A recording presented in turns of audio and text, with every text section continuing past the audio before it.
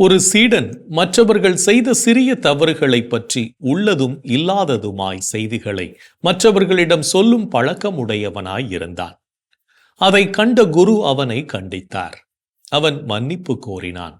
ஆனாலும் அவனுடைய செய்கையின் தீமை அவன் மனதில் ஆழமாய் பதியவில்லை என்பதை அறிந்த குரு அவனிடம் ஒரு சிறு பஞ்சு மூட்டையை தந்து நகரத்தின் மையத்தில் உள்ள மைதானம் ஒன்றில் நின்று அதை சிறிது சிறிதாக பீத்து காற்றில் ஊதி பறக்க விட்டு வரும்படி சொன்னார். சீடன் வெகு சுலபமாக அதை செய்துவிட்டு வந்தான். குரு, சரி, இப்போது போய் அதையெல்லாம் ஒன்று விடாமல் சேகரித்து கொண்டு வா என்று சொன்னார். சீடன் திகைத்தான். இதென்ன ஆகிற செயலா குருவே? அந்த பஞ்சு காற்றில் இந்நேரம் எங்கெங்கு பறந்து போய் இருக்கிறதோ அதை எப்படி மறுபடி சேகரித்து வர முடியும் என்றான். 1 மணி நேரத்திற்கு முன் பறக்கவிட்ட பஞ்சுகளை உன்னால் சேகரித்து திரும்ப கொண்டு வர முடியவில்லை. மற்றவர்களை பற்றி என்னென்னவோ சொல்லி வதந்திகளை பறக்க விட்டு வந்திருக்கிறாய்.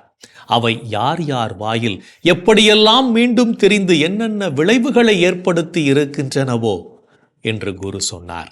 அதன் பின் அவன் தன் தவற்றை உணர்ந்து மன்னிப்பு கேட்டான். அப்போதுதான் அந்த சீடனுக்கு தன் செயலின் தீமை முழுவதுமாக புரிந்தது. கண்ணீர் மல்க வெட்கி தலை குனிந்தான். அன்றிலிருந்து அந்த பழக்கத்தை அடியோடு விட்டான்.